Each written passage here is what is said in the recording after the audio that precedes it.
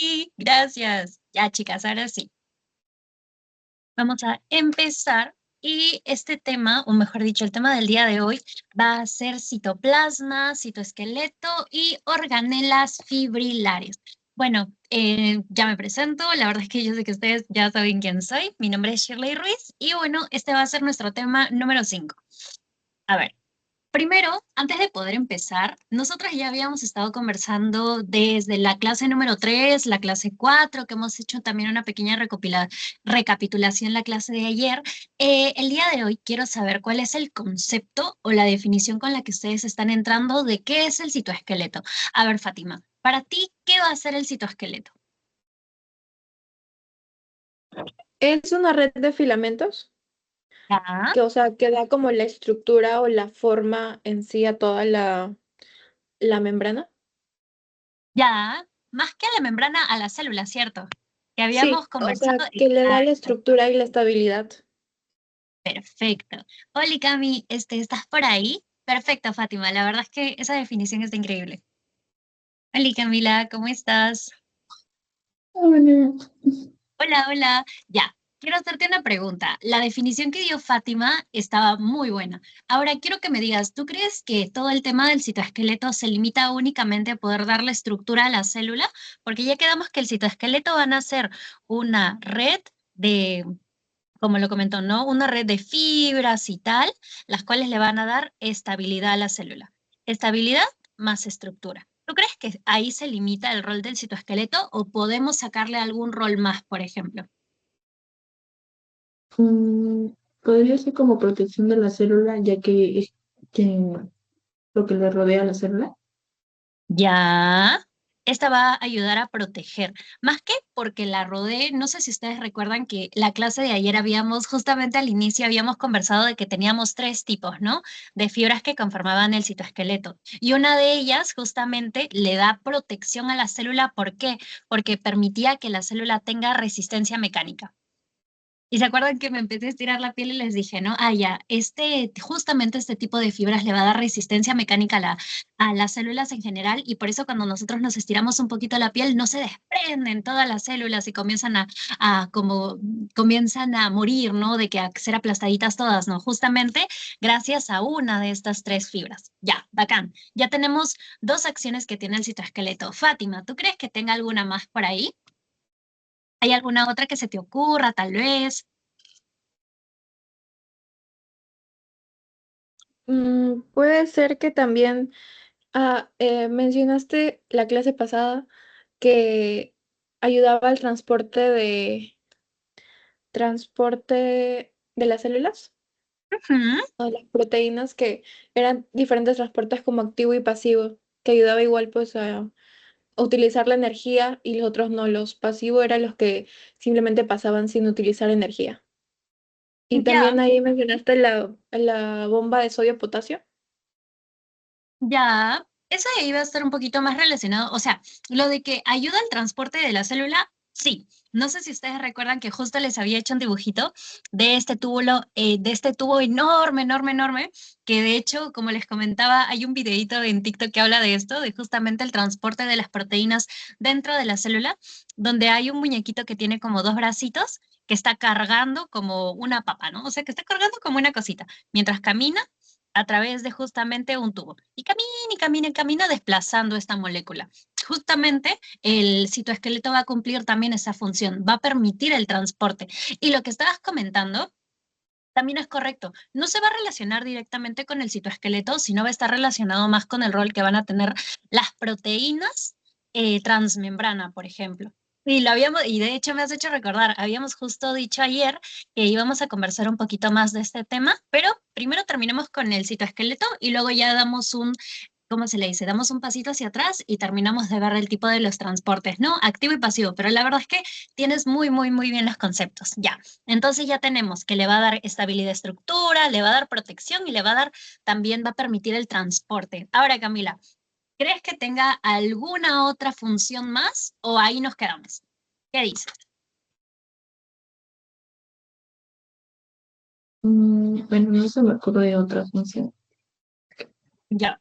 No sé si ustedes recuerdan, pero yo les hiciste el siguiente dibujo. venía así, y luego teníamos a otra célula aquí. Y les dije que justamente uno de estos tres tipos de túbulos que tenemos, ¿no? Los microtúbulos, los microfilamentos y los filamentos intermedios. Que uno de los tres lo que permitía era que se formara justamente el anillo que nos permitía poder separar las dos células posteriores al proceso de la mitosis, que básicamente es el proceso de duplicación celular. Ya. Y justo por eso, porque también forman parte, y también los microtúbulos pueden formar el uso mitótico, que es otra de las cositas que nosotros necesitamos para que se pueda llevar a cabo el tema de la duplicación celular. Nosotros vamos a decir que también va a tener un rol en la genética.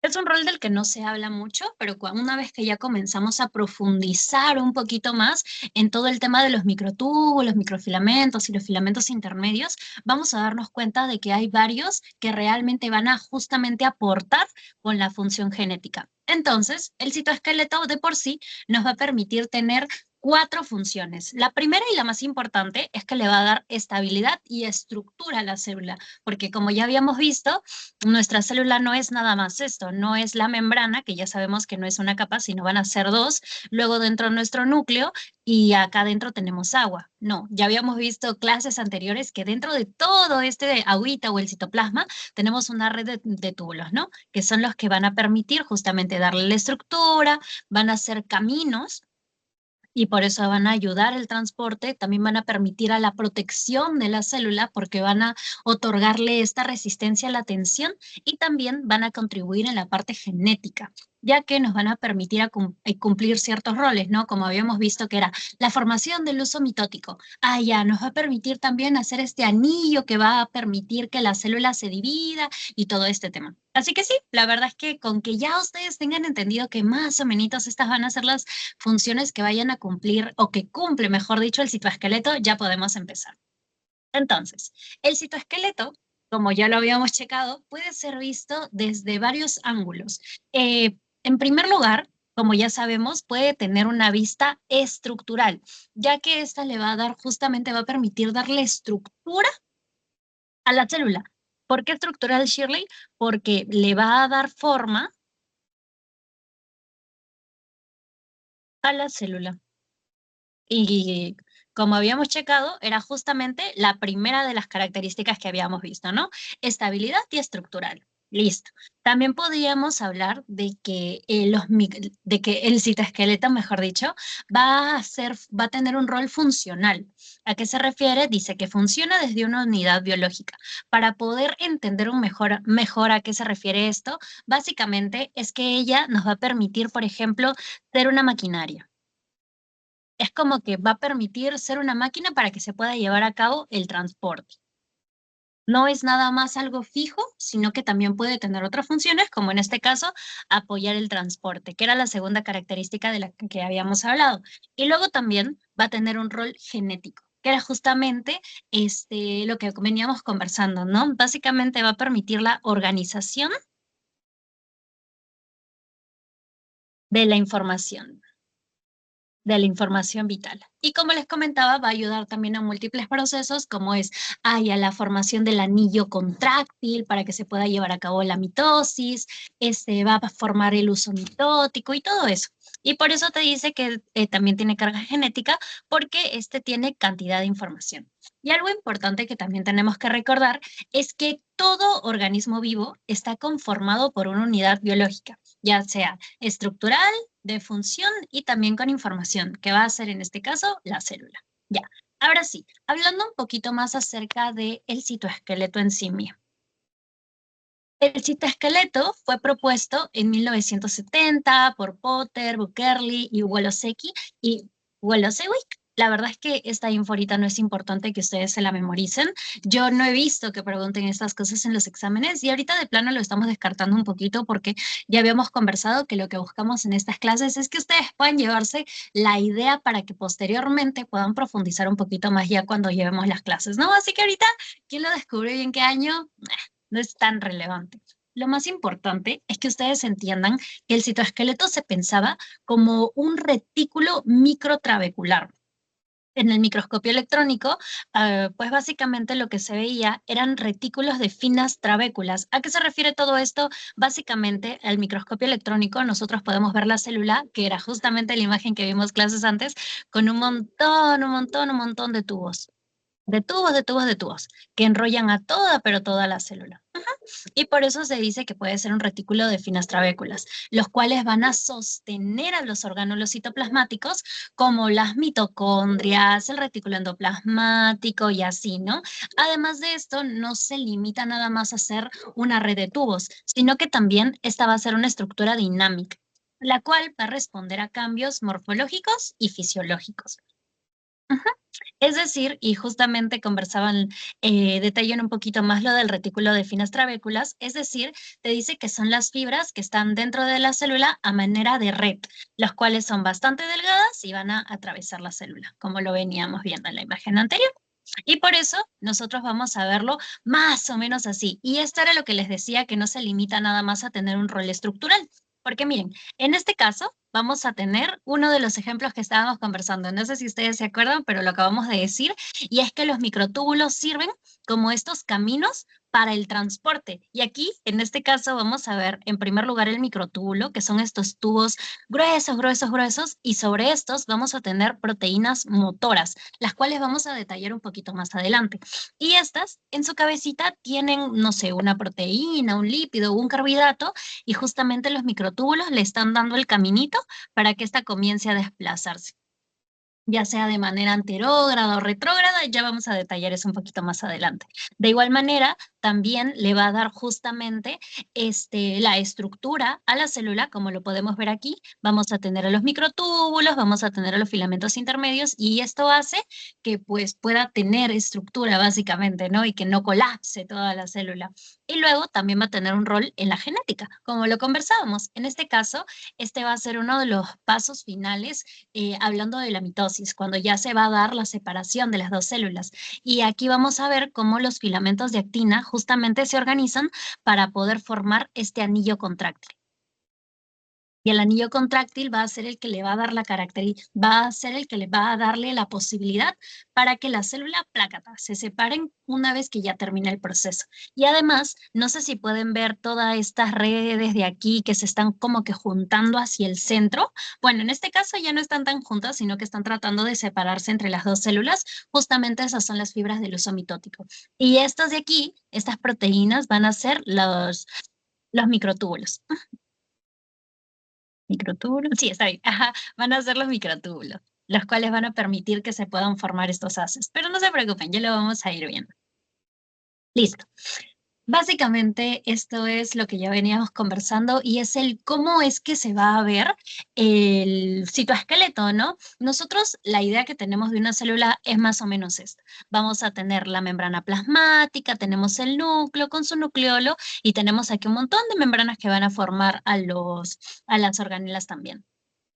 ¿Qué va a pasar? El citoesqueleto va a ser justamente esta red de tubos, los cuales están atravesando todo, y no sé si pueden notarlo muy bien en la imagen, pero también van a sostener a las organelas para que nada se vaya de donde debería estar. Y por eso se dice que va a tener un rol estructural. Y por eso, si nosotros separáramos estas dos partes, veríamos como el citosol o el citoplasma se ve como un montón de agüita, la cual pues también ayuda a contener, en este caso, las organelas, el núcleo y tal, mientras que el citoesqueleto es justamente esta red de fibras. Esta red de fibras. Listo, ahora sí. Como ya habíamos visto, bueno, la verdad es que esto nada más es una recapitulación de lo que ya habíamos estado conversando. Vamos a tener varias funciones al hablar del citoesqueleto. La primera va a ser que le da forma a la célula, mantiene la posición de las organelas, genera las pistas para poder mover las organelas, los cromosomas y otras estructuras. Esto era justamente lo que conversábamos, las pistas para que vengan estas proteínas motoras y puedan mover las cositas. Forma parte también de organelas locomotoras como los cilios y los flagelos. Todavía no hemos conversado mucho acerca de esto, pero es bien, bien, bien importante. Chicas, me dan 2 segunditos, un favorcito, me está llamando mi mamá.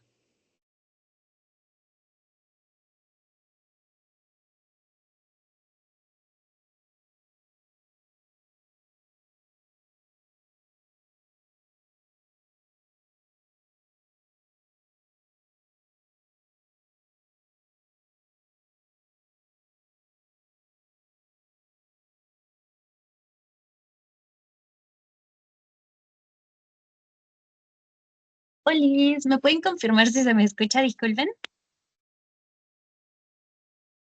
Ya, perfecto, gracias.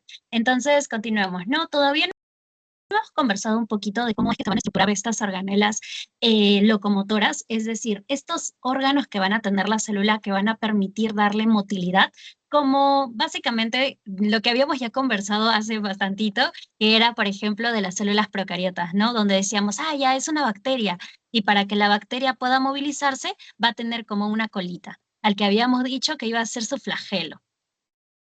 Y el flagelo le daba justamente esta característica de que la célula pueda moverse y moverse y moverse desde, digamos, ¿no? Que está entrando por la nariz y pueda llegar, no sé, hasta el cerebro. Ya, es un ejemplo nada más. Entonces, los flagelos básicamente van a estar formados por estas proteínas, las cuales van a ser específicamente los microtúbulos. Pero ya vamos a ver ahorita cómo es que se van a estructurar. Lo importante que quiero que sepan ahorita es que también forman parte de estas estructuras. De igual manera, este va a formar sitios para poder fijar el ARN mensajero, que van a ser en este caso todo el tema del uso mitótico y tal, y también te dice que va a intervenir en la transmisión de señales del ambiente extracelular al interior de la célula. Ujú. Otra característica que tal vez podríamos darle es que esto también, o mejor dicho, esta citoesqueleto, esta red de fibras, le van a permitir a la célula poder conectarse con su entorno. No sé si ustedes recuerdan, pero el día de ayer estábamos hablando un poquito de cómo en la membrana plasmática nosotros teníamos moléculas de adhesión celular, ¿no? Decíamos que, ah, ya tenemos una célula, pero para que esta célula deje de ser una sola y forme un tejido, necesitaba conectarse con otras, ¿cierto? Justamente este tipo de moléculas de adhesión celular lo que hacen es que conectan los citoesqueletos de ambas células. Así que también forma parte del proceso. Y luego, pues hablemos un poquito más acerca de cuáles son los componentes, que pues ustedes, yo estoy segura que ustedes ya lo conocen porque lo hemos visto ya como 80 veces y en este caso los he ordenado por grosor. Y por eso vamos a tener primero a los microtúbulos, que como ya sabemos van a ser los más grandes. Luego vamos a tener a los filamentos intermedios, que ya habíamos conversado que no es como los otros, de que están formadas de un solo tipo de proteínas, sino que van a tener una gran cantidad de proteínas las cuales se encuentran, las cuales van a depender de quién está más o quién está menos según el tipo de célula. Y luego vamos a tener los filamentos de actina, que van a ser los más delgaditos y por eso tienen el nombre de microfilamentos. De microfilamentos. Listo. Ahora sí. Y pues básicamente esta es una imagen de que también lo colocan en su teoría de cómo te dice, ah, ya los microtúbulos tienen la tubulina y como vemos van a tener más o menos 25 nanómetros de diámetro y por eso van a ser los más gruesitos. Luego vienen los filamentos intermedios con 10 nanómetros de diámetro y los microfilamentos que nada más van a tener 7. Listo, ya. Vamos a tener ahora sí el poder detallar un poquito más cada uno de los componentes que las cuales vamos a encontrar dentro de nuestro citoesqueleto. Ya, a ver, denme 2 segunditos porque ya sí. Nada más lo vamos a mencionar aquí, ¿les parece? Porque en las siguientes diapos justamente lo que he buscado es el poder detallar un poquito más cada una de ellas. Ya, miren.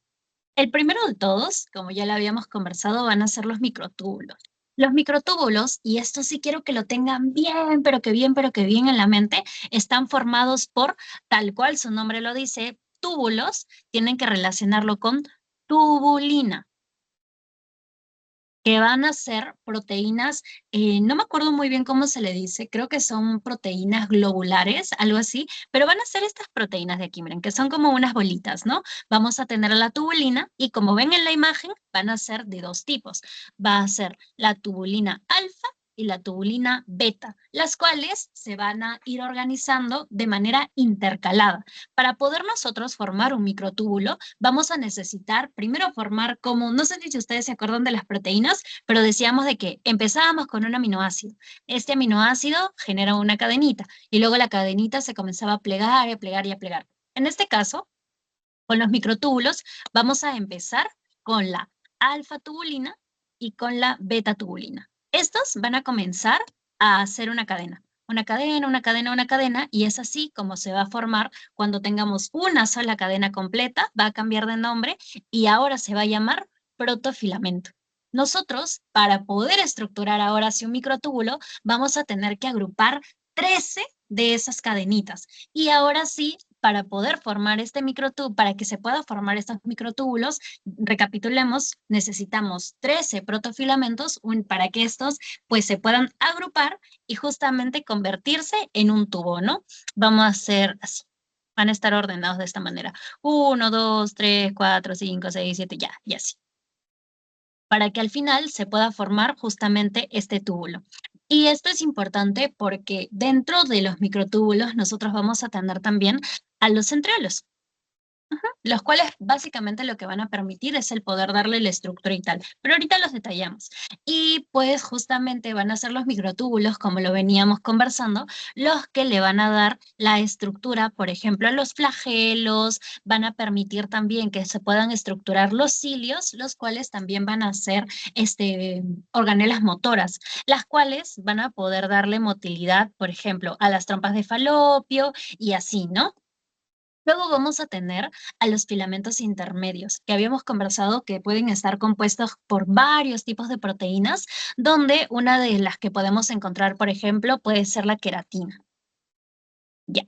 Los filamentos intermedios van a ser bastante característicos porque ellos lo que le van a dar básicamente va a ser la resistencia y la estructura a la célula. Y por eso vamos a ver cómo los filamentos intermedios son justamente los que le van a hacer esta mantita o esta protección, mejor dicho, más que protección, son los que le hacen esta mantita o los que hacen que se fije las organelas a un solo lugar. En este caso estamos viendo cómo tenemos en nuestra célula toda bonita y acá tenemos al núcleo. Y vemos cómo justamente los filamentos intermedios son los que como que cubren, ¿no? A la organela para que ésta no pierda su posición. De igual manera, también permite justamente la conexión entre células, que era lo que les venía diciendo, ¿no? Que cuando conectamos una célula con otra, lo que se está conectando realmente es el citoesqueleto de ambas. Y también te dice que permite que las células se encuentren fijadas con su ambiente.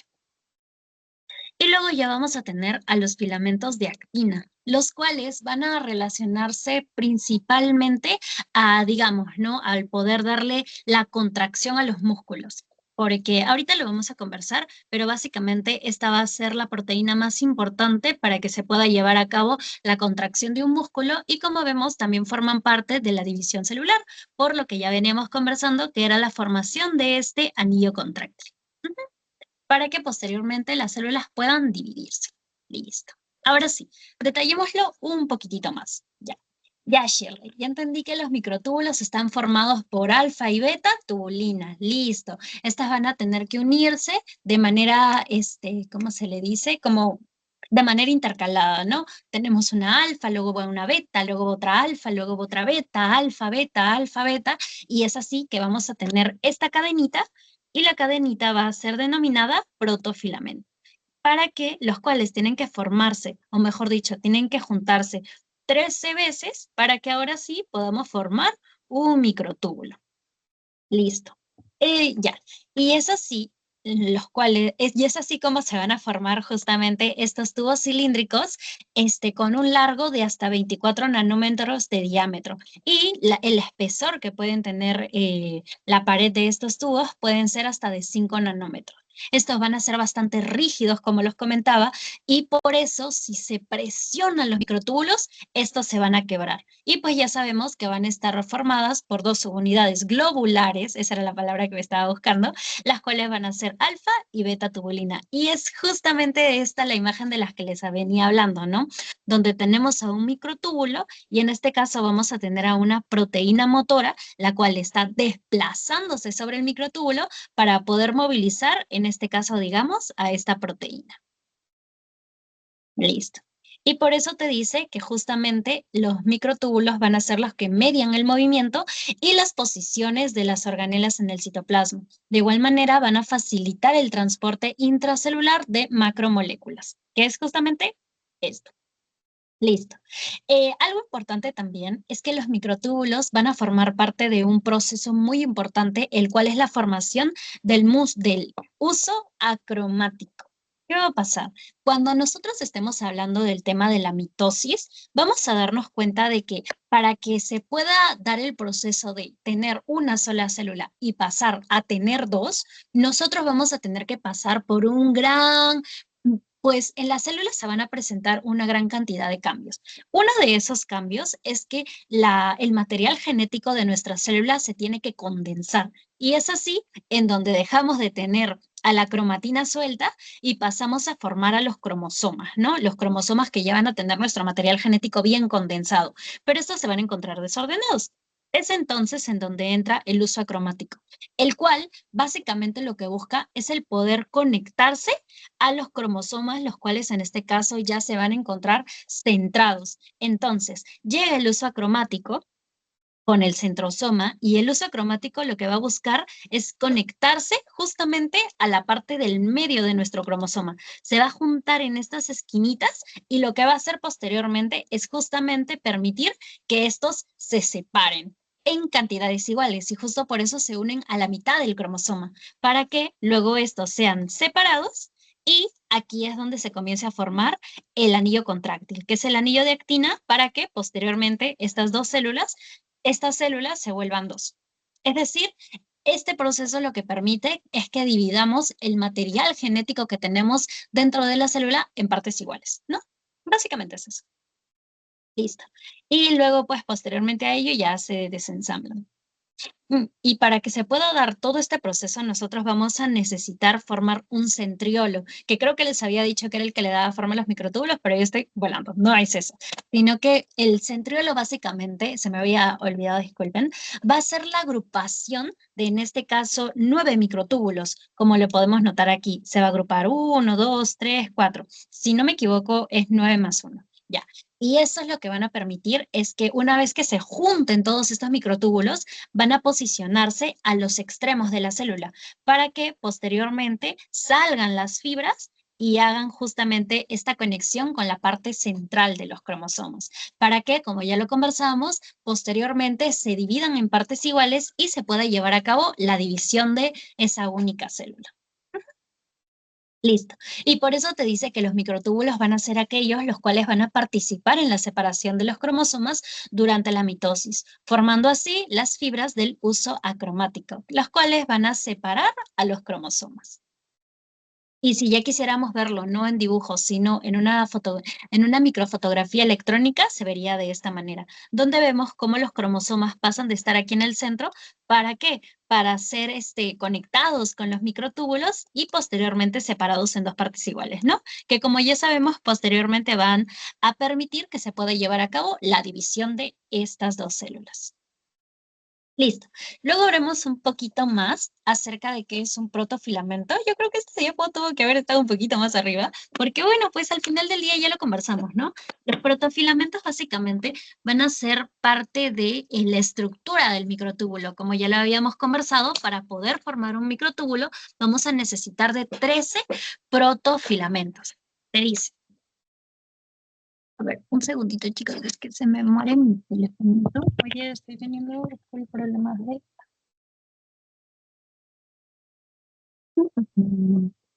Vamos a tocar aquí. Ya, creo que sí se me ve todo la luz del corte encima. Pero bueno, eso es lo que se puede. Disculpen, chicos, se me está que se me apaga mi teléfono. Ya, ahora sí, continuamos. Ya, entonces les decía, tiki, tiki, tiki, tiki, vamos a tener los protofilamentos que ya habíamos visto que básicamente iba a ser esta cadena, ¿no? La cual se formaba luego de poder unir nuestras proteínas globulares, que eran las tubulinas, de que alfa tubulina, beta tubulina, alfa tubulina, beta tubulina, lo que van a hacer es que van a formar los protofilamentos que van a ser como la cadenita que posteriormente se va a agrupar en 13 de estas cadenitas para poder dar la forma al microtúbulo. Y te dice que estas básicamente van a ser pues hileras longitudinales, ¿no? los cuales van a estar alineados de manera paralela al eje mayor del túbulo. Y por eso, cuando nosotros hacemos un corte transversal, se nota que los microtúbulos casi siempre contienen 13 subunidades de protofilamento por cada circunferencia. Y te dice también que cada protofilamento va a presentar una estructura simétrica con alfa y beta tubulina. Listo.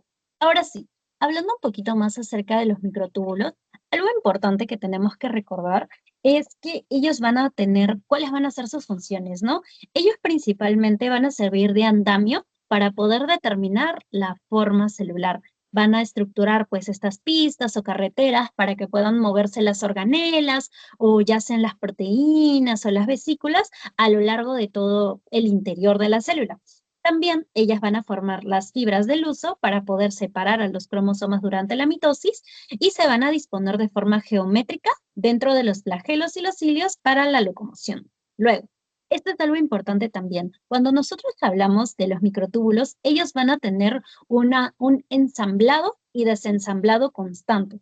Y por eso te dice que justamente la tubulina se va a adicionar al extremo de crecimiento, que en este caso va a ser el extremo positivo.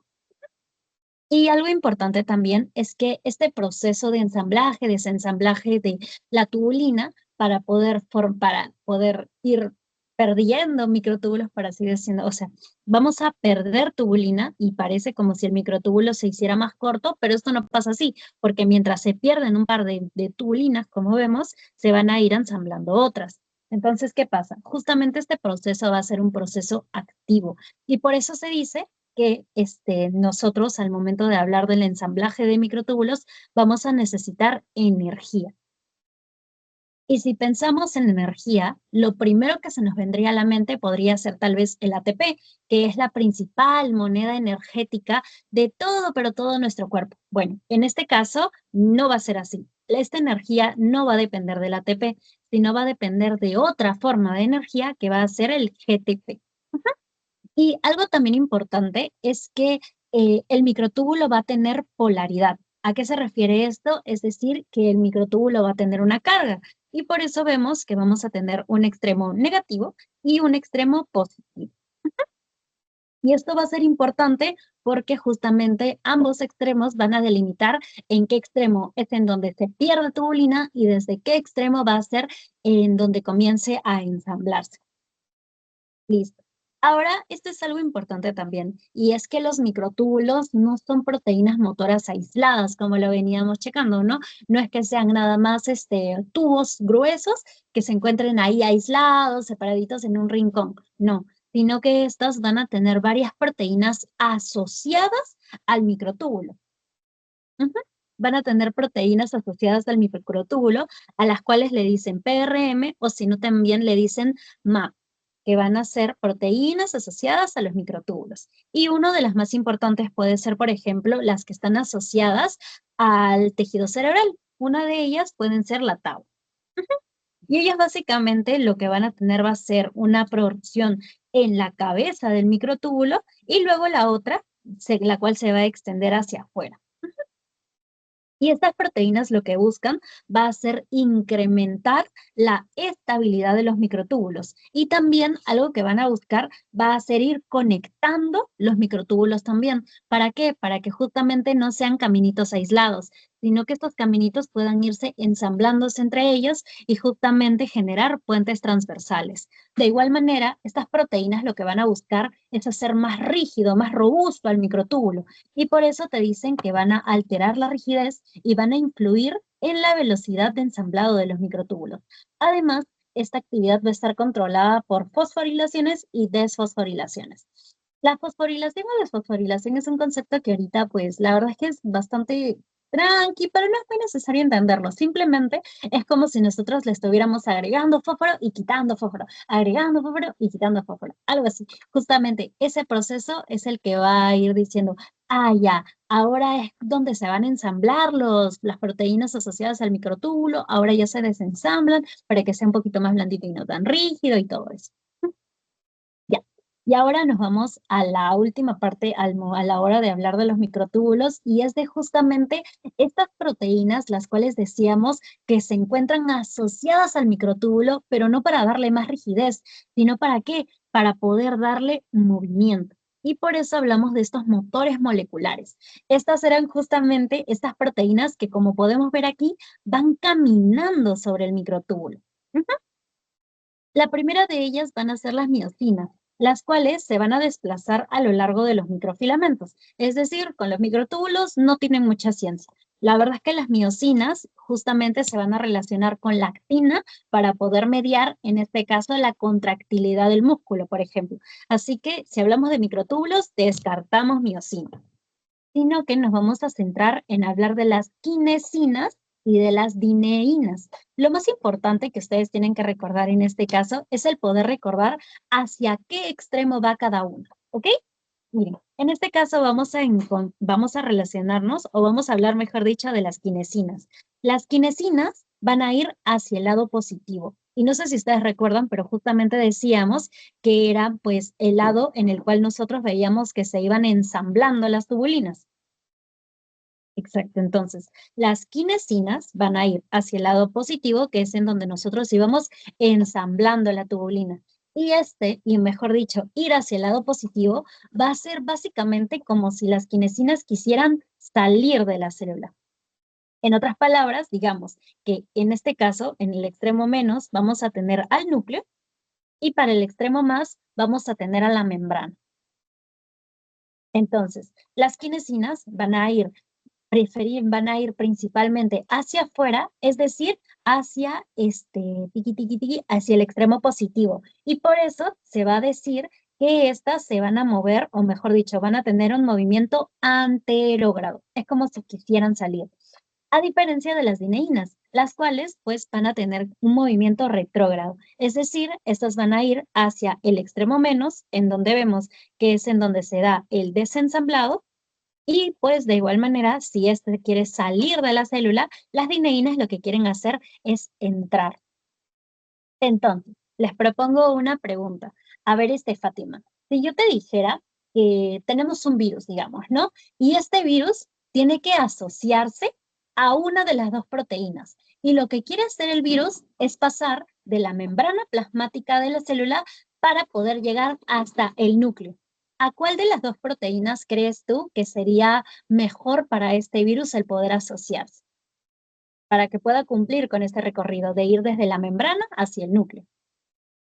La dineína, la que estaba a la derecha, Exactamente, justamente las dineínas. ¿Esta hacia qué extremo del microtúbulo van? ¿Hacia el positivo o hacia el negativo? positivo, Las negativo. dineínas, Ah, no, negativo. no, no, negativo, negativo, sí. Sí, Me sí, confundí. negativo. Exactamente. Entonces, pues sí, exacto. Si nuestro virus, en este caso, quisiera ir de la membrana hacia el núcleo, pues tendría que asociarse con una dineína. Y Camila, si quisiera hacer todo lo contrario, digamos que el virus ya ingresó a la célula, ya tuvo todo su proceso de replicación y ahora lo que quiere hacer es dejar el núcleo y irse a invadir a otra célula. ¿Cuáles serían las proteínas motoras a las cuales tendría que asociarse para poder salir del núcleo y llegar a la membrana? Con las dineínas. Exactamente, van a ser las kinesinas. ¿Estas hacia qué extremo van?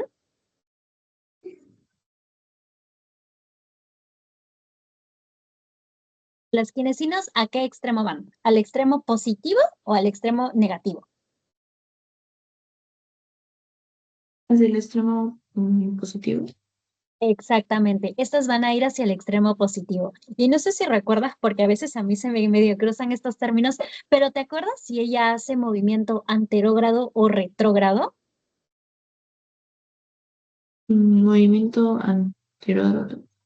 Exactamente, como dices tal Camila, justamente van a ser las kinesinas las que hacen el movimiento anterógrado. Van hacia el extremo positivo y lo que buscan hacer es escaparse de la célula, como que irse, ¿no? Mientras que las dineínas hacen movimiento retrógrado y van hacia el extremo menos y lo que buscan es ingresar. Muy bien, chicas. Qué bueno que les haya quedado bien claro el concepto. Ahora sí, pasemos al siguiente componente de nuestro citoesqueleto y en este caso vamos a hablar un poquito más acerca de los microfilamentos. Ya sabemos que va a tener otro nombre, ¿no? Con el cual también es conocido y es microfilamentos o si no, los filamentos de actina. Los filamentos de actina. Estas van a ser finas fibras proteicas, las cuales van a encontrarse debajo de la membrana y como hilitos, ¿no? Y estos hilos van a ser los más, pero los más delgaditos de todos. Y por eso estos van a medir de entre 3 a 6 nanómetros de diámetro. La composición, como lo conversábamos, estos van a estar compuestos principalmente por la actina y esta va a necesitar de dos moléculas para que puedan seguir cumpliendo su función, teniendo estabilidad y en este caso va a ser el ATP y los iones de calcio. Y esto es algo importante. No sé si lo recuerdan muy bien, pero hace rato que conversábamos sobre los microtúbulos, decíamos que esta necesitaba de GTP, mientras que la actina o los filamentos de actina, los microfilamentos, este va a necesitar de ATP más calcio. Así que esto es importante. Calcio más calcio. Listo. Y esto es lo que van a tener, es que su función va a estar relacionada principalmente en el movimiento de las células no musculares, ya sea el desplazamiento o la contracción, y también, como lo veníamos conversando, se puede asociar con la proteína miosina para poder mediar la contracción muscular. Listo. La actina también va a ser una de las proteínas más abundantes en el músculo, porque como ya lo vimos, pues básicamente ella va a mediar su contracción. El 10% de estas proteínas van a formar el fibroblasto, 15% bla, bla, bla, bla, bla. Ya. Y te dice que esta va a ser una proteína globular, en los cuales vamos a encontrar hasta 6 tipos. Y una de las más importantes va a ser justamente la actina alfa, que nada más vamos a encontrarla dentro del músculo. De igual manera, te dice que vamos a encontrar 4 tipos de actina alfa en el músculo, los cuales van a depender de si es músculo estriado, cardíaco, liso vascular o liso entérico. Y te dice que en las células no musculares lo que encontramos es beta y gamma actina. Y también te dice que este va a tener un rol importante en la división celular, porque justamente cuando nosotros tengamos que separar ambas células, es decir, cuando las membranas se deben romper, ellas lo que van a buscar es formar este anillo contráctil para poder mediar la separación de estas dos células. Todo el tema de, ¿cómo se le dice a esta cosita? De la contracción muscular, la verdad es que no lo quiero detallar mucho, aunque el proceso es bastante sencillo porque se da de esta manera. Ese va a ser uno de los primeros temas, los cuales ustedes van a ver al hablar de fisiología, por ejemplo, ya de cada 2 ciclos. Y uno de los principales temas, de los primeros temas que se toca, mejor dicho, es todo el tema de la contracción muscular. Está llevado a cabo, en resumen, por dos proteínas motoras, que en este caso van a ser los filamentos de actina y va a tener en este caso también a otra proteína motora asociada que van a ser las miosinas. Y es así como se van a estructurar, por ejemplo, las bandas.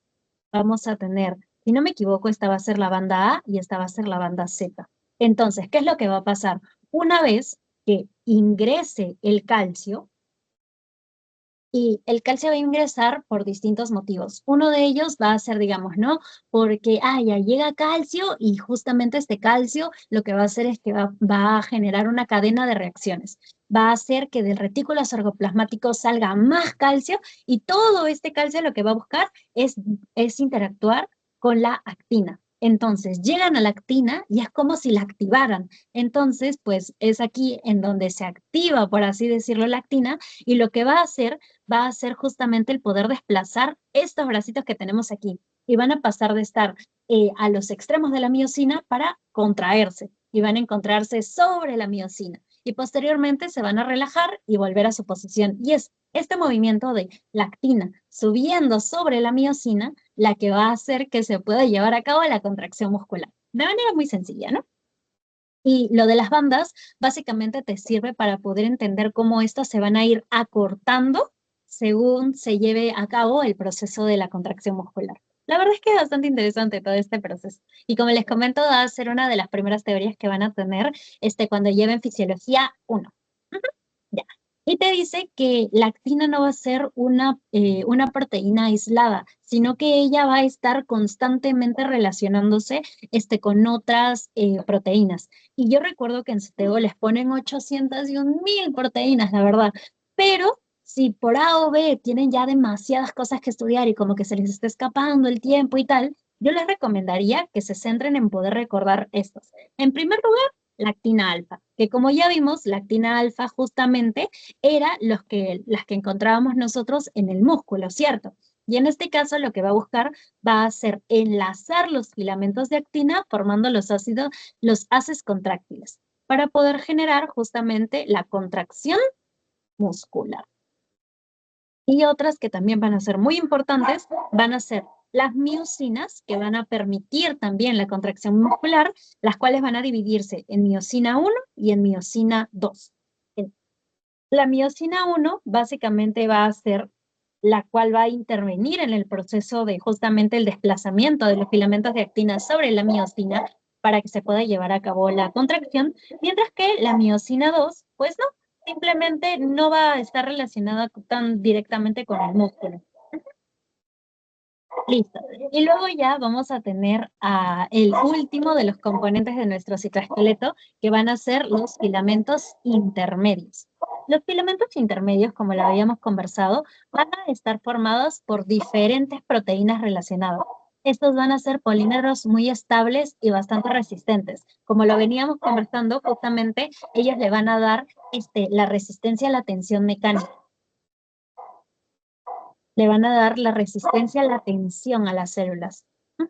Y ellos van a ser especialmente abundantes en el citoplasma de todas aquellas células sometidas, como lo conversábamos, a fuertes tensiones mecánicas. Ellas van a tener un diámetro medio. Ya habíamos dicho que microtúbulos más o menos que estaban entre los 20 y los 25 nanómetros, los microfilamentos entre los 3 a los 5 o a los 6, y en este caso los filamentos intermedios van a tener un diámetro de 10 nanómetros. Ellos le van a dar fuerza la tensión a la célula, ya que básicamente su función lo que consiste en poder repartir la tensión que se genera sobre la célula para que no se pueda llegar a romper, que era lo que decíamos, ¿no? Que teníamos en este caso, digamos, una celulita, a ver, vamos a usar a nuestro capibara, perdón, ya, digamos que el capibara va a ser la célula, entonces lo que va a hacer el filamento intermedio es que cuando nosotros lo aplastemos, la célula no, o en este caso el capibara no explote por completo, como digamos, ¿no? Si pincháramos un globo, sino que lo que va a hacer justamente los filamentos intermedios es como hacer una red para que la célula sea un poquito más elástica. Entonces nosotros vamos a aplastar y luego va a regresar a su forma. Es decir, va a tener resistencia a las tensiones que se les pueda llegar a hacer. Listo. De igual manera, por eso te dice que son resistentes a las fuerzas de tracción y también son más estables a la fragmentación química. Ya. Y también, y esta es una característica bien importante, y es que esta puede ser una de las diferencias que podamos tener entre células animales y células vegetales. ¿Por qué? Porque en células animales es donde nosotros hemos encontrado la presencia de justamente los filamentos intermedios, mientras que en las vegetales no. Y pues este era el mismo cuadrito que ya habíamos conversado antes, donde veíamos cómo los filamentos intermedios eran los que le hacían como esta capa, ¿no?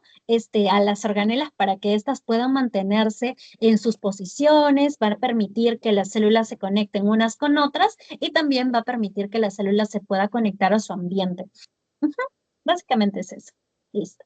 Y algo importante también es que una vez que ya terminamos de entender estos tres tipos de fibras, tenemos que recordar, en este caso, podemos hablar de los centros organizadores de los microtúbulos. En otras palabras, esto era básicamente la forma en la cual nosotros vamos a poder organizar a los microtúbulos para que estos puedan tomar distintas formas, como por ejemplo, el que se pueda llevar a cabo para que se organicen en cilios y flagelos, o para que estos se puedan organizar al momento de la mitosis o la meiosis, formando así el uso mitótico, ¿no? Los cuales van a separar los cromosomas durante la división celular. La verdad es que esto de aquí no considero que sea tan relevante en este momento el poder mencionarlo, pero básicamente lo que va a hacer esto, para explicarlo así bien rapidito, es que va a ser pues como el centro de control de los cromosomas. Este de aquí va a ser básicamente como el que va a controlar cómo es que van a estar ubicados, o más que ubicados, organizados los cromosomas. Estos van a constar de dos componentes que van a ser bien importantes, que en este caso van a ser los centriolos. Van a ser justamente dos, los cuales van a tener como una forma de barril. No sé si pueden apreciarlo, pero estos dos lo que van a buscar básicamente es que, perdón, ya. Estos básicamente lo que van a hacer es, como lo comentábamos, mediar la ubicación que vayan a tener justamente nuestros microtúbulos, ¿no? Van a organizar en este caso a la gamma tubulina, a la beta y a la alfa también para que pueda llevarse a cabo justamente la organización y la estructura del microtúbulo. Y van a ser ellas las que van a permitir el determinar cuál va a ser el extremo positivo y el negativo también del microtúbulo para que se pueda llevar a cabo, como ya lo habíamos visto, el proceso de ensamblaje y desensamblaje. Y algo importante también es que, no sé si ustedes lo acaban de notar, porque a mí se me había escapado el detalle, nosotros habíamos dicho que al hablar de los microtúbulos estaban formados principalmente por alfa y beta tubulina. Bueno, justamente a diferencia del microtúbulo normal, el centro organizador lo que va a hacer es que va a contar con la gamma tubulina. ¿Para qué? Para poder permitir justamente la organización de estas proteínas motoras. Y listo. Básicamente es eso, o sea, simplemente quiero que tengan la idea de que existen los COMS, que básicamente van a ser los que ayuden a organizar y a estructurar nuestros microtúbulos. Y aquí tenemos un poquito más de información, ¿no? Los cuales, pues, justamente va a ser el COM, el cual va a estructurar el centrosoma. ¿Ya? Esto ya lo vamos a conversar un poquito después. Listo. Y como lo veníamos diciendo, justamente asociados a estos centriolos, estos centrosomas, vamos a tener a la tubulina gamma, que es una diferente de las que ya veníamos conversando. Y esto va a ser importante, ya que van a localizar alrededor del centrosoma y van a ser fundamentales, ¿para qué? Para que pueda iniciar justamente el ensamblaje del microtúbulo y también mediar la organización de la estructura. Básicamente, ellos lo que van a formar va a ser un complejo en el cual nosotros encontremos como un anillo de esta tubulina gamma, ¿no? Te dice que va a ser un material periocentrolar bastante grande, esta va a tener como forma de anillo y va a contener al menos 6 proteínas asociadas aparte de la misma tubulina. Y estas, como habíamos conversado ya, van a dirigir el ensamblaje de los microtúbulos, formando así un núcleo de polimerización. Listo. Y algo importante también es que, no sé si ustedes, creo que todavía no lo habíamos conversado, pero por ejemplo, cuando nosotros hablamos del cáncer, nosotros estamos hablando de este proceso en el cual la célula como que se vuelve un poco loquita y habíamos dicho, ¿no? Que deja como que de ubicar a lo que se encuentra alrededor de su espacio y comienza a proliferar y a proliferar y a proliferar y a proliferar y a proliferar. Y para que pueda llevar a cabo esta función, lo que va a hacer es que esta célula cancerosa se va a aprovechar de la mitosis y va a llevar a cabo y a cabo y a cabo y a cabo y a cabo todo este proceso de la división y división y división y división celular. Entonces, ¿qué pasa? Nosotros, para que podamos llevar a cabo el proceso de la división celular, como habíamos visto, necesitábamos formar el uso mitótico, que ya habíamos visto que justamente estaba estructurado, ¿por qué? Por los microtúbulos, ¿no? Que se organizaban a ambos lados de la célula y luego se conectaban con los cromosomas para que estos se partan y ya puedan dejar material genético en esta célula y material genético en la otra. Ya, Shirley, yo ya sé eso porque ya me lo he repetido 800 veces. Ya, yo se los vuelvo a recalcar ahorita. ¿Por qué? Porque hay una manera también en la cual se busca como que no controlar, no, más no detener, sino controlar el cáncer y es usando el Taxol, que es una droga inhibitoria de la polimerización de la tubulina. Es decir, ¿qué va a hacer el Taxol? Lo que va a hacer es como darle un estate quieto a justamente el ensamblaje y al desensamblaje de los microtúbulos. ¿Para qué? Para que no se pueda formar las fibras del uso mitótico y es como si le pusieran un stop a todo el proceso de la mitosis, aunque ellos no estén interfiriendo de manera directa, matando a la célula cancerosa, como por ejemplo, no sé, con quimioterapia, donde literalmente lo que hacen es que la radiación busca explotar a las células o pues matarlas, sino que el Taxol lo que busca es el poder atacar al microtúbulo para que ya no puedan cumplir con la función de poder formar el uso mitótico y si ya no puede dividirse el material genético de la célula, se detiene el proceso de la proliferación celular.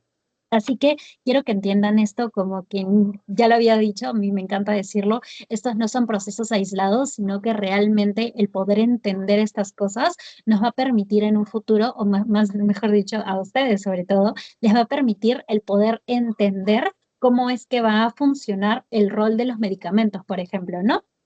Y aparte de eso, también te hablan acerca de la colchicina, la colecimida, la vinblastina y la vincristina. Pero siempre acuérdense del taxol, que justamente es el que se usa para poder detener el proceso de la formación del luso mitótico y poder controlar, digamos, al cáncer. ¿Ok, chicas? Y luego, pues, nada más detalle un poquito más el tema del centrosoma, las cuales, pues, te dice que se van a encontrar en las células eucariotas principalmente, a excepción de las plantas superiores. Te dice que van a participar, como ya lo veníamos diciendo, en la organización de los microtúbulos y en la coordinación también de los movimientos que van a tener los cilios y los flagelos, que eran justamente estas proteínas motoras, las cuales permitían darle, aunque suene redundante, movilidad a nuestra célula. Y también te dice que el centrosoma y los microtúbulos van a ser los que organicen la polaridad de la célula. Ya. Y ahora sí, casi que para terminar, la verdad es que ya no me falta casi nada, quiero que ustedes tengan bien en claro cuál va a ser, qué es un cilio y un flagelo, ¿no? Ya lo habíamos conversado un poquito hace ratito cuando les decía de que, ya, el flagelo es esta proteína, perdón, es esta organela largota, largota, largota que nosotros encontrábamos cuando hablábamos de una bacteria, por ejemplo. Ya, y se ve más o menos así. Digamos que estamos dibujando una bacteria, mi bacteria es un poquito chafa, y esta va a tener una colita, o si no, si quieren dejar de pensar en bacterias, podemos pensar en un espermatozoide. Disculpen mi espermatozoide, que va a tener aquí su cabecita, luego tiene su cuello, y no sé si ustedes han visto que tienen como una colita, ¿no? Y justamente es esta colita la cual va a permitir que puedan hacer la implantación, que estas puedan ingresar al útero y todo el tema, ¿no? Y tal. Entonces, van a ser estas colitas los flagelos. Mientras que, no sé si ustedes han escuchado esto ahora, porque yo creo que también lo han visto un poquito cuando hablaron acerca del tema del sistema respiratorio y tal, pero nosotros, a ver, ahora sí, no se burlen por favor de mis grandes dibujitos, digamos que esta es nuestra nariz, esta somos nosotros, esta persona no tiene cuello al parecer, aquí está la boca, todo de forma me está saliendo ya. Y el tema es que acá tenemos al cuello y aquí está entrando en nuestro pecho, ¿no? Y digamos que aquí están los pulmones. ¿Qué va a pasar? Nosotros, desde el recorrido que vamos a tener por la nariz y también por la boca, vamos a tener todo el recorrido de nuestras vías respiratorias, donde vamos a tener faringe, laringe, vamos a tener, y posteriormente vamos a tener a la tráquea, en la cual vamos a tener a la carina, creo, que es justamente la que le va a dar la división entre uno y el otro pulmón. Ya. A lo largo de todo este recorrido, nosotros lo que vamos a tener, en primer lugar, va a ser el moco, ¿no? Porque justamente el moco va a ser lo que permita que se pueda atrapar todas estas partículas que van a estar ingresando por nuestras vías aéreas, ya sea el polvo, el humo del cigarro, el humo de, no sé, hasta de los inciensos que había prendido nuestra mamá para poder botar a todas las malas vibras, o no sé si mi mamá será la única de la casa, pero el tema es que justamente el moco lo que busca es el poder ir atrapando todas las partículas para que no lleguen a los pulmones. Entonces, vamos a tener en primer lugar al moco. Pero el moco no va a encontrarse aislado, no es como que tengamos acá todo el moco acumulado en la parte de la garganta y ya, y se queda estático. No, sino que este moco, como ya sabemos, por ejemplo, cuando nos enfermamos, tiene que salir de nuestro cuerpo, como por ejemplo les decía, cuando nos enfermamos, no estamos estornudando y nos sale, un poco de moco. Justamente es porque cuando uno se enferma, se segrega mayor cantidad para poder contrarrestar estas partículas negativas que se están generando. Entonces, para que se pueda movilizar este moco, vamos a tener una segunda estructura, las cuales van a ser los cilios, que van a ser como así, que van a ser así, como pelitos y pelitos y pelitos y pelitos y pelitos y pelitos y pelitos, que se van a encontrar a lo largo de todas nuestras vías respiratorias. Y lo que van a hacer estos pelitos es que básicamente es como si fueran cabellos, y ellos se vayan a mover de esta manera. Literalmente cuando ustedes vean un video de los cilios, es que ellos se mueven así. Como los muñequitos estos, los que ponen en los lugares de lavar carros, por ejemplo, o donde hay venta de carros y comienzan a moverse. Como bailando al son del viento, ya, tal cual. Entonces, los cilios van a movilizarse, los cilios, mejor dicho, van a movilizarse de esta manera. ¿Para qué? Para poder permitir la salida del moco, para que el moco justamente no se quede estático. Entonces, esa va a ser la diferencia entre, por ejemplo, un flagelo que normalmente va a ser solamente uno, que va a permitir un movimiento rápido, como el que necesitaría en este caso un espermatozoide para poder entrar al útero y poder fecundar al óvulo, por ejemplo, ¿no? Mientras que los cilios van a ser estas estructuras como pelitos, literalmente son súper chiquititos, como si fueran pelitos, que van a permitir en este caso el movimiento del moco para que se pueda atrapar las sustancias y que no se queden almacenadas aquí en la garganta, sino que pueda movilizarse y pueda salir, ¿no? Ya sea por el moco, por la nariz y todo este tema. El tema es que se pueda eliminar. Ujú, ya. Y es así en donde encontramos la diferencia entre un cilio y un flagelo. Empecemos con los flagelos. Ya sabemos que estos van a ser pocos. Normalmente en las estructuras vamos a encontrar uno, por ejemplo, ¿no? Como en los espermatozoides. Van a ser más gruesos y más largos y ellos van a estar formados principalmente pues por los microtúbulos. Bueno, aunque estos también van a estar formados por microtúbulos. Y estos van a variar en su estructura. ¿Cómo que varían en su estructura, Shirley? Se dan cuenta, por ejemplo, aquí que vamos a tener a nuestra bacteria, digamos que son sus organelas y tal. En este caso, la colita del flagelo que va a tener va a ser larga, larga, larga y un poco más delgada para que pueda moverse esta célula procariota. A diferencia de los flagelos que vamos a encontrar en un espermatozoide, donde van a ser un poco más gruesas porque digamos que tienen que atravesar más barreras para que puedan cumplir con su función. Y por eso van a variar en su estructura. Y también se dice que van a estar presentes en las eucariotas como en las procariotas, pero como lo conversábamos, con una estructura bastante diferente. A diferencia de los cilios, los cuales, como veíamos en mi gran imagen de nuestras vías respiratorias, van a ser bastantes. Estos van a ser bien cortitos, a diferencia de los flagelos, porque como lo conversábamos, era como si fueran este montón de pelitos, de pelitos, de pelitos, pelitos. Ellos también siempre van a presentar la misma estructura y se van a encontrar únicamente en las células eucariotas. ¿Ok? Entonces, esa es una manera en la cual nosotros podemos distinguir un cilio de un flagelo. Y si quieren, aquí un datito de che que acaba de pasar fisiopatología. Bueno, la verdad es que esto también tiene aplicación, o sea, no nada más es un concepto aislado, como por ejemplo, yo me acuerdo que había una enfermedad que, si no me equivoco, es la enfermedad de los cilios inmóviles. Sí.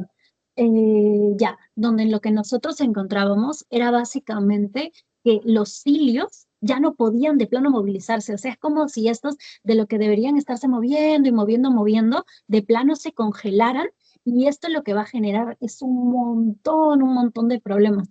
Y ese de ahí era, si no me equivoco, un problema principalmente genético, ¿no? O sea, donde de plano ya todos los cilios de tu cuerpo no se mueven. Pero si ustedes quieren hablar de algo un poco más aterrizado a lo del día a día, podemos ver cómo puede presentarse una alteración en los cilios, por ejemplo, cuando nosotros estamos hablando de una enfermedad como lo es el asma. Ya. Digamos que tenemos asma o que tenemos EPOC, por ejemplo. Ya. ¿Qué va a pasar? Este tipo, mejor quedamos no, con el EPOC. Ya. ¿Qué va a pasar?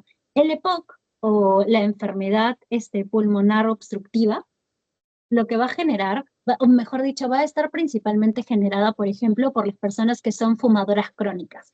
Es decir, ellas van a ingresar, ingresar, ingresar, ingresar un montón de humo a su garganta y a todas sus vías respiratorias, por lo que esta vía respiratoria tiene que cambiar. De plano va a tener que adaptarse a este nuevo entorno. ¿Por qué? Porque si no se adapta, lo que podría pasar es que de plano toda la vía respiratoria se altere, se comiencen a dañar todo el cuerpo. Entonces, ¿qué pasa? Nuestro cuerpo es muy inteligente y por eso se adapta a las condiciones.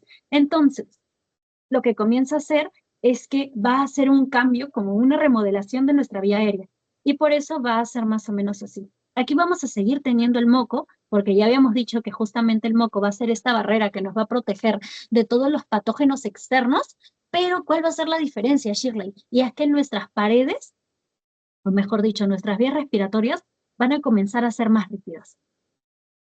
van a dejar de tener esta gran cantidad de cilios y van a comenzar a ser rígidas, rígidas, rígidas, para que puedan soportar la cantidad de humo y de patógenos que estén yéndose. Entonces, ¿qué es lo que se va a generar aquí? Como ya habíamos visto, justamente los cilios son los que le hacían que el moco no se quede estático, sino que comience a salir. Entonces, ¿qué pasa? En el EPOC no hay una salida del moco y por eso hay una gran acumulación de moco y de moco y de moco y por eso pues hay problemas en la respiración. Y eso mismo pasa en el asma, por ejemplo, ¿no?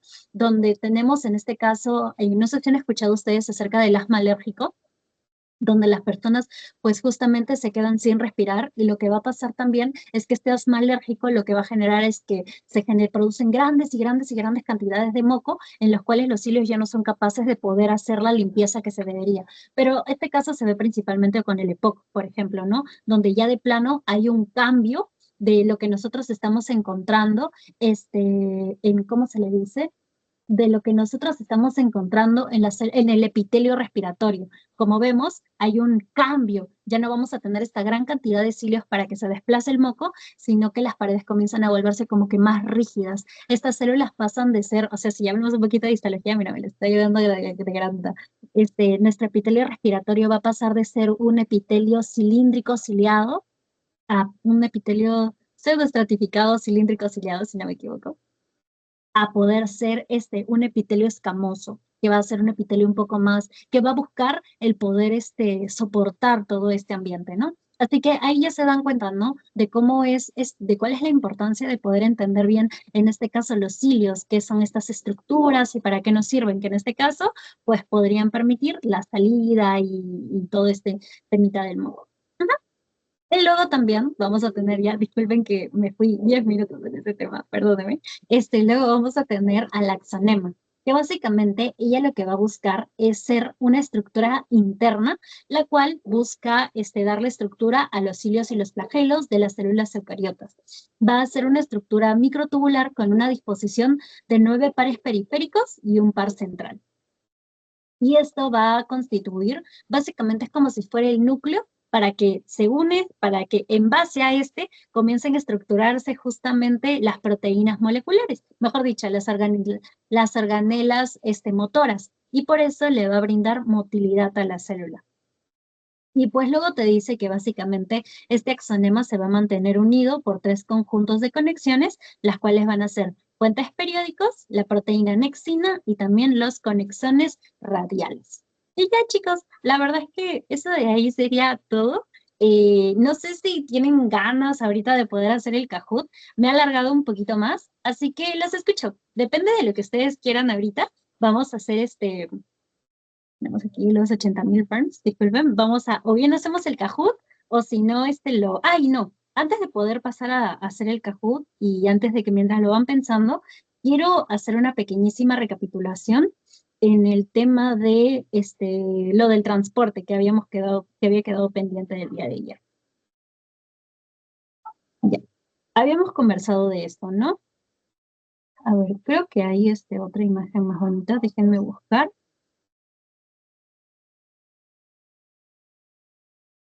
Transporte a través de la membrana. Vamos a buscar mi imagen. Ya.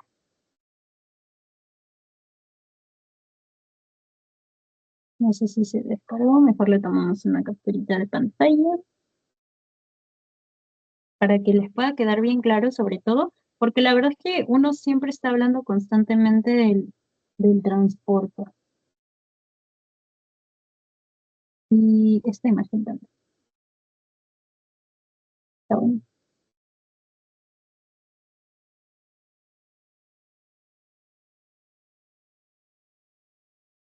Ya miren, chicas.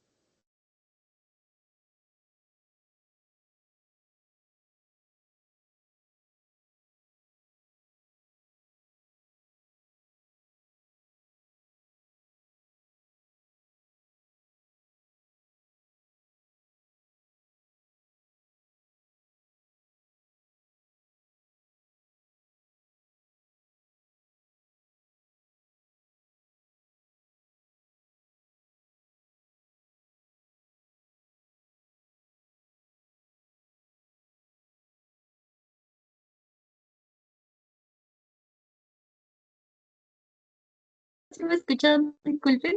Creo que se me fue el internet. Está hablando sola.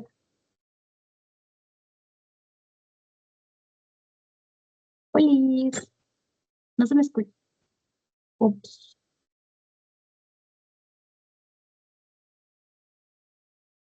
Ah, ya, perfecto, gracias, gracias, gracias. Sí, creo que se me fue el internet y no me di cuenta, perdóname. No sé cómo empezó a sonar y tal. Recapitulación de lo que venía diciendo, pues básicamente les decía que primero quería que quede bien, bien, bien claro todo el tema de los transportes y luego ya ustedes deciden si hacemos el Kahoot o lo aplazamos y lo vemos un poquito más adelante, ¿no? Porque creo que las clases que vienen las clases que son ciclo celular, comunicación celular, y esos temas son más cortitos. Así que ya, como ustedes prefieran, si quieren lo hacemos como un recap el día de mañana para ver si ustedes recuerdan y le agrego preguntas también de membrana. Ya. A ver, lo primero que tenemos que recordar al hablar acerca del tema de los transportes a través de la membrana, y a esto me refiero a justamente este cuadrito que veíamos el día de ayer, va a ser la diferencia entre ¿qué, Shirley? Entre el transporte pasivo y transporte activo. Ya habíamos conversado que el transporte pasivo básicamente es este tipo de transporte, el cual se daba sin necesidad de la energía, sin energía. Mientras que el transporte activo lo que necesitaba era de energía para poderse llevar a cabo. Ya, ¿qué va a pasar? En el transporte pasivo, como veíamos en el cuadro el día de ayer, nosotros vamos a tener dos tipos. El primero que va a ser la difusión simple y el segundo que va a ser la difusión facilitada. Listo. Cuando hablamos acerca de la difusión simple, como lo habíamos conversado, pues básicamente va a ser el paso desde un lado de la membrana hacia el otro lado de la membrana sin la necesidad de que interactúe con nada. O sea, literalmente es simplemente pasar toda la membrana. Por sí sola, ¿no? Por ejemplo, aquí vamos a ver a esta molécula azul, la cual, pues, como vemos, está pasando libremente por la membrana y está llegando hacia el otro lado.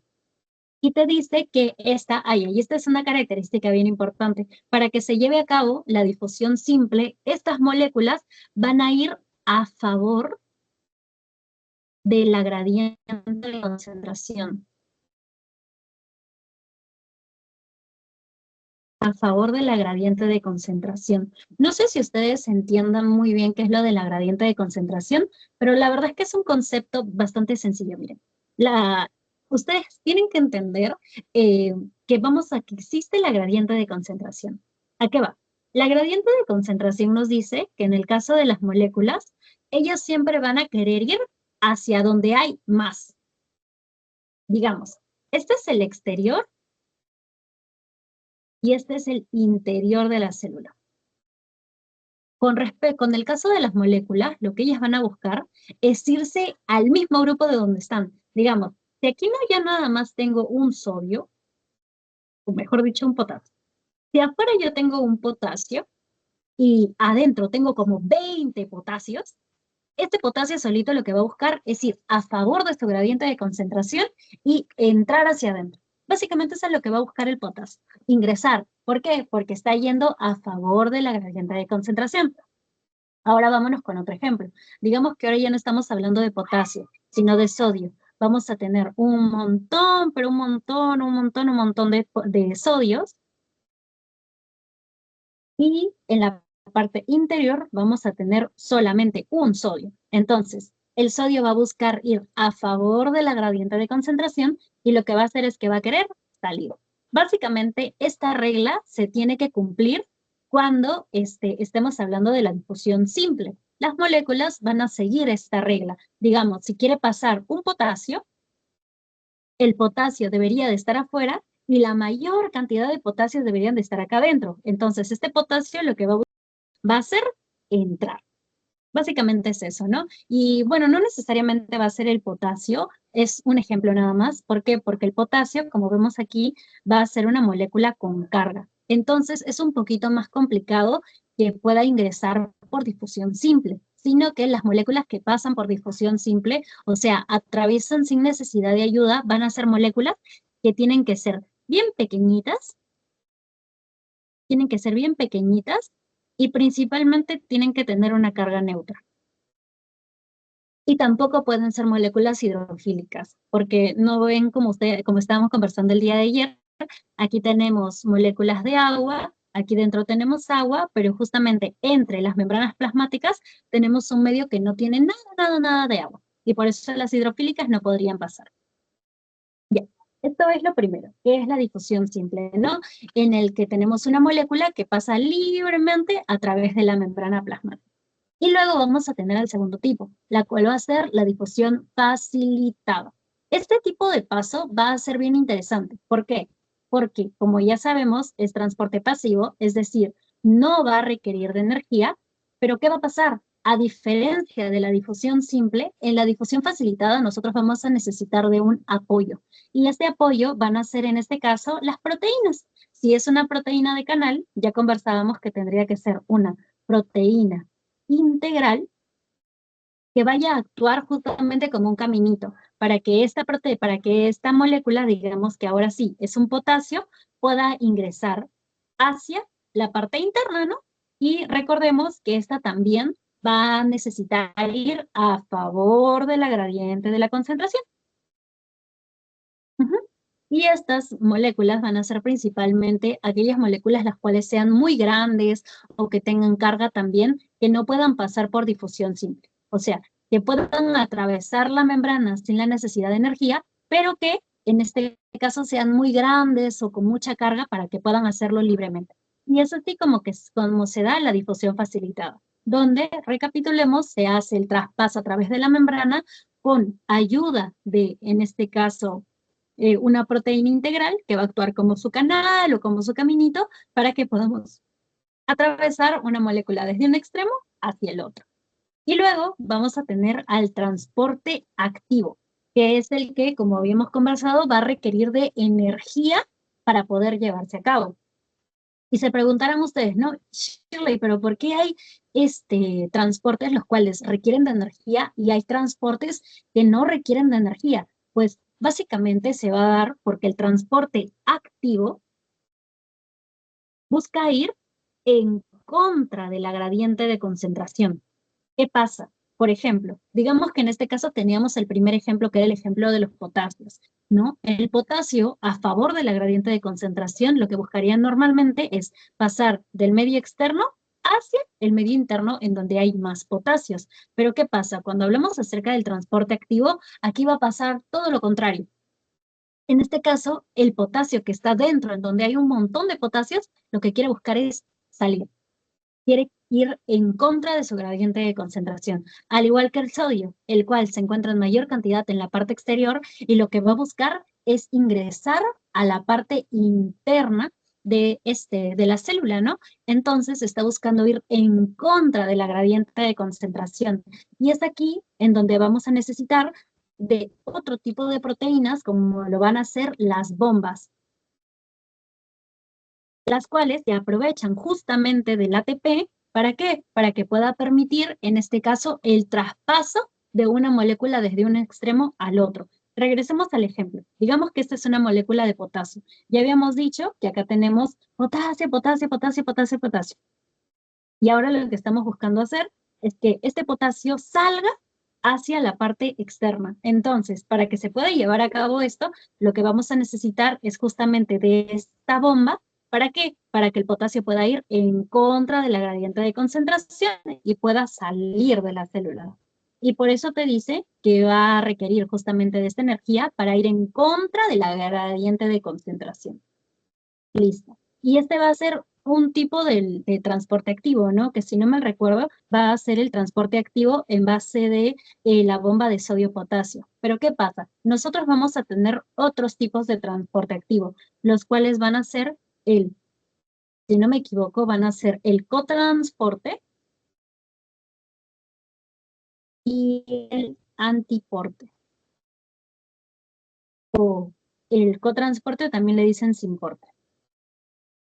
¿Esto qué es, Shirley? Básicamente va a ser esto mismo. Cuando nosotros estamos usando en este caso, digamos, ¿no? Ya, tenemos aquí nuestra membrana, acá tenemos nuestra bomba, donde lo que vamos a permitir es que el potasio, en vez de que entre, salga de la célula. Ya, queremos sacar al potasio de la célula. Y para esto nosotros lo que vamos a utilizar va a ser una bomba. Digamos que sea la bomba potasio ATP-ASA. ¿Por qué ATP-ASA? Porque ya sabemos que va a requerir del ATP para que este transporte pueda llevarse a cabo. Y por eso diríamos que este es transporte activo. Y justamente tenemos otro tipo de transporte. ¿Por qué? Porque hay moléculas que lo que van a hacer es que se van a aprovechar de esta energía inicial. Se van a aprovechar de que este potasio ya está usando energía. ¿Para qué? Para que éstas puedan o salir o si no ir en contra del potasio. Y es aquí en donde sale el cotransporte, por ejemplo. Cotransporte significa movilizar a dos moléculas, digamos que acá tenemos, ya tenemos el potasio y acá tenemos a la glucosa, movilizar a dos moléculas a favor con la misma energía. O sea, si nosotros estamos utilizando el potasio con energía para poder sacarlo, la glucosa simplemente se va a agarrar de la energía que ya utilizó el potasio y va a ir hacia el mismo lugar en el que él está yendo. Mientras que el antiporte es justamente aprovecharse de la energía de esta bomba, pero en vez de ir hacia afuera, va a ingresar. Y en este caso, digamos que también queremos ingresar otra glucosa.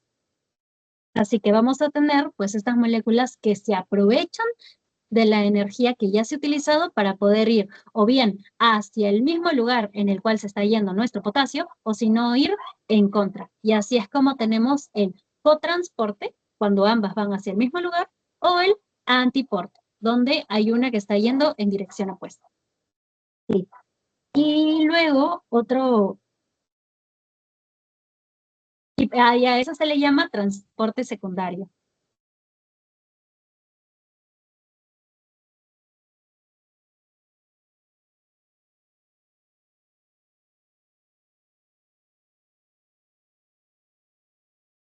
Y justamente a eso se le va a llamar transporte secundario, que quiero que lo recuerden como aprovecharse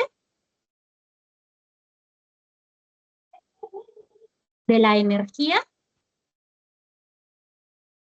ya empleada. Y por eso vamos a tener transporte activo primario, que es en donde utilizamos directamente el ATP, o si no, transporte activo secundario, en donde nos aprovechamos del ATP que ya se utilizó para poder ir o bien al mismo lado, como lo es el cotransporte o el simporte, o en posición opuesta, como lo es el contratransporte o el antiporte. Y ya, la verdad es que básicamente sería eso. Y luego, en este extremo, vamos a tener pues el tema del transporte de las moléculas. Y cuando hablamos del transporte de las moléculas, como lo habíamos conversado ayer, vamos a tener a estas tres partes, que van a ser la endocitosis, la exocitosis y la transitosis. Exocitosis, endocitosis, mejor dicho, va a ser básicamente, digamos que aquí tenemos a nuestra celulita, y aquí tenemos una molécula. Esta molécula puede ser una proteína, un lípido o hasta puede ser un patógeno. Digamos que puede ser hasta una bacteria. ¿Y qué va a hacer la célula? Digamos que es una bacteria, lo que va a hacer la célula es que va a crear como un bolsillito para que puedan fagocitar a esta proteína o a esta bacteria en este caso y llevarla al interior de la célula. Y en este caso va a estar con su saquito, ¿no? Para que puedan como comerse, por así decirlo. Y esa básicamente va a ser la fagocitosis, donde la célula lo que hace es que adapta su membrana para poder comerse algo que se encuentra afuera y poder llevarlo hacia adentro de la célula. Luego vamos a tener a la pinocitosis, que va a ser básicamente lo mismo, pero en este caso ya no estamos ingresando una bacteria, una proteína u otro compuesto, sino que lo que estamos buscando meter dentro de la célula va a ser agua. Digamos que eso es agua, ¿no? La célula va a absorber el agua para que pueda pasar de estar en el medio extracelular al medio intracelular. Esa va a ser la pinocitosis. Y luego también la vamos a tener mediada por un receptor, donde un receptor va a captar una señal para que pues pueda, para que puedan ya sea fagocitar o captar esta misma señal y llevarse al interior de la célula, pero eso ya lo vamos a ver en el tema de la comunicación. Y luego vamos a tener a la exocitosis. La exocitosis va a ser el proceso contrario. No sé si ustedes lo recuerdan, pero nosotros ya habíamos hablado un poquito más acerca de cómo es que se daba el proceso de la formación de una proteína, donde se mandaba la información genética hacia el retículo endoplasmático rugoso, en los ribosomas es en donde se estructura la proteína y posteriormente tenía que llegar hacia el aparato de Golgi. Y era este el que iba formando unas vesículas. Y estas vesículas pueden también salir de la célula. Y justamente eso es la exocitosis, que nosotros mandemos un producto desde dentro de la célula hacia afuera de la célula. Y luego la transocitosis, pues como también ya lo habíamos conversado el día de ayer, la transocitosis va a ser básicamente, si nosotros aquí tenemos una célula, va a ser el paso de una molécula dentro de la célula que posteriormente va a volver a salir. Es decir, no genera, no cambia, no se digiere por la célula, nada. Simplemente es el proceso de ingreso y salida sin modificación. Y ya, chicas, ahí vamos a terminar la clase. Creo que ya llegó toda mi familia y por eso hay un poquito más de bulla. Les voy a mandar el Kahoot para que puedan hacerlo ustedes mismas ahorita. O si no, quedamos por WhatsApp si quieren hacerlo ustedes. O si lo que vamos a hacer es que el día de mañana le adiciono las preguntas tanto de membrana como las preguntas de... que siempre se me olvida un poquito cuál es el tema de la clase siguiente. No estoy muy segura si es comunicación celular. Así que en un ratito justo les paso la info de cuál es el siguiente tema y ya diciendo mejor las preguntas de las tres y vemos qué tanto nos quedaron estas tres clases de la semana, ¿les parece? Así que nada, chicas, ahorita les estoy mandando el link del Forms para que puedan completar su post-test. Y nada, pues chicas, muchísimas gracias. Tengan bonita noche. Ya nos vemos el día de mañana, de igual manera a las 8 de la noche. Gracias. Cuídense mucho. Gracias, hasta luego. Hasta luego.